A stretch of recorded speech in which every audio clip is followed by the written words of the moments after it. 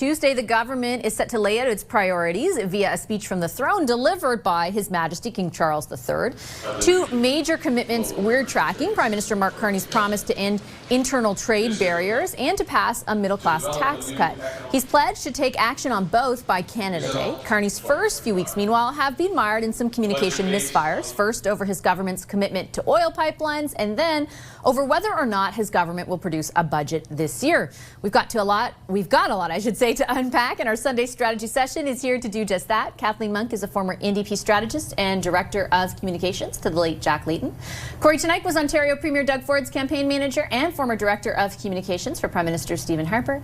Scott Reid is a CTV News political analyst and former Communications Director to Prime Minister Paul Martin. Hi, everybody. Good to see you. Thanks for making the time. Scott, I'll start with you. Before we look ahead to the throne speech, wanted to get your assessment of how things have gone for the government so far. What stands out to you? A couple of growing pains. I mean, you mentioned those two sort of cabinet outgaffes, if you will. Lack of clarity with respect to the government's position on pipelines and energy infrastructure. I think more seriously, a strange kind of miscue from the finance minister about will there be a budget? When will there be a budget? And look, I'm reminded when I try to sort of understand this of that moment during the campaign. There was a Carney rally and someone yelled out, lead us, Big Daddy. Remember that? And everybody got a laugh. The Prime Minister, well, I think the government has a bit of a big case of Big Daddies right now.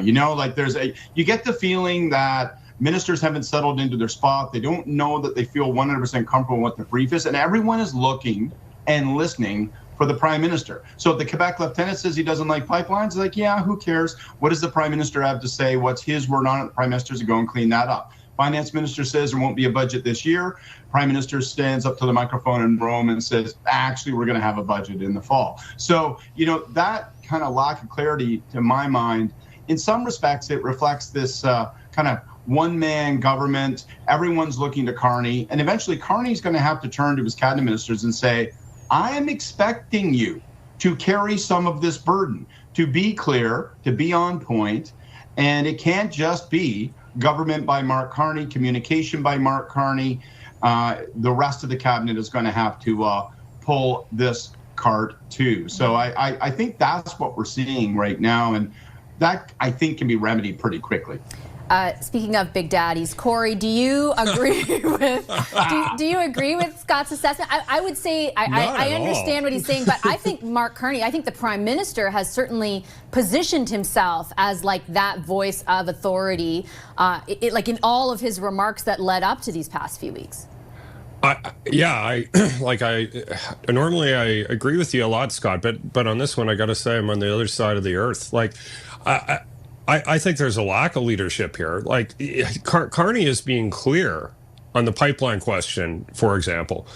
And what you saw is, I think, the consequence of a really bad cabinet pick, and one that should have been so completely obvious to anyone who's watched Stephen Guilbeault over the last number of years that he's been in federal politics. Like, look, he's an environmental radical whose positions on these issues have been diametrically opposed to the positions that Mark Carney took during the campaign.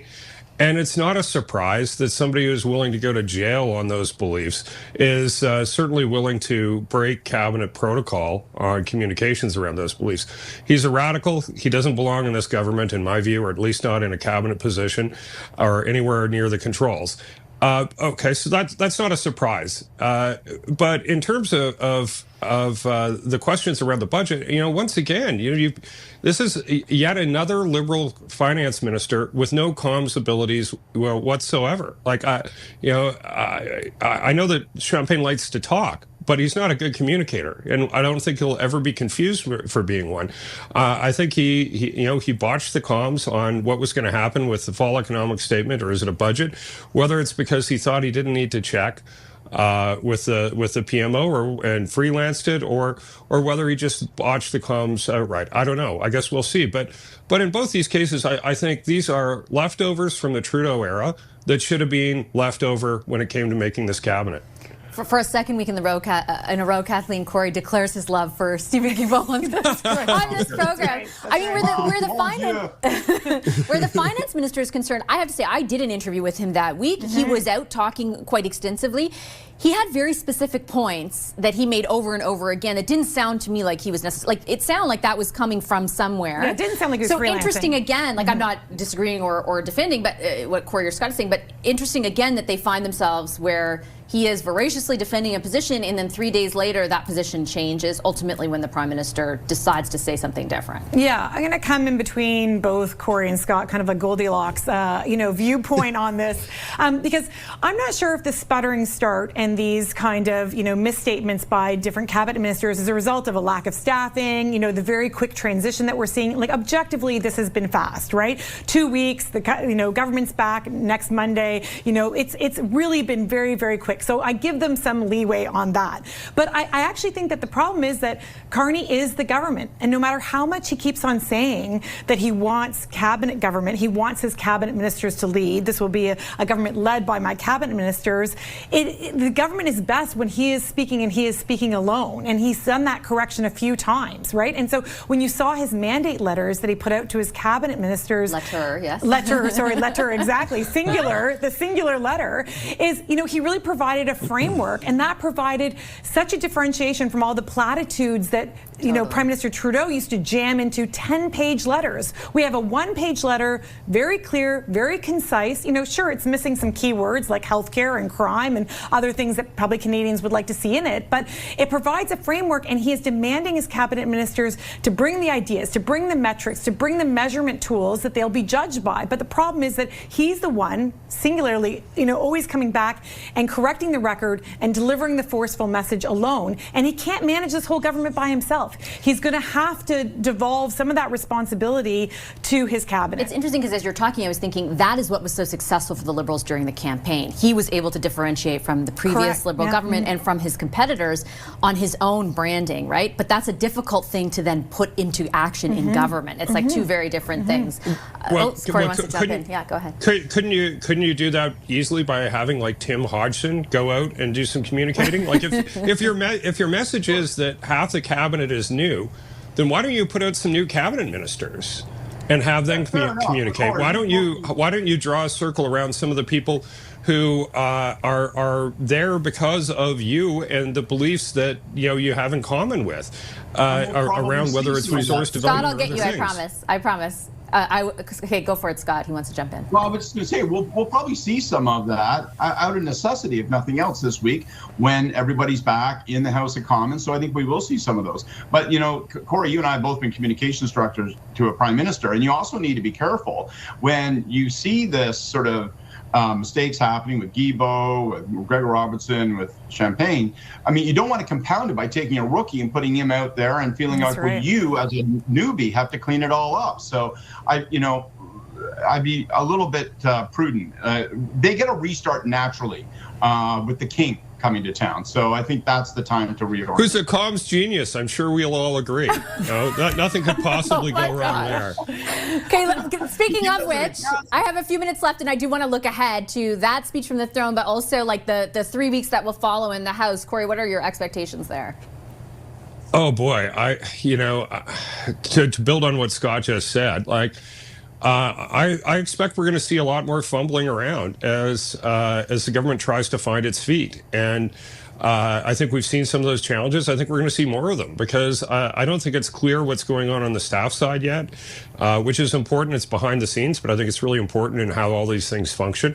And I think we're seeing cabinet ministers who are not really sure what they should be saying or doing, and whether or not they're still stuck on the talking points of the Trudeau government, or what the ailment is. I guess we've debated that already, but I think we're going to see more of that. And I think I'll be watching the opposition too.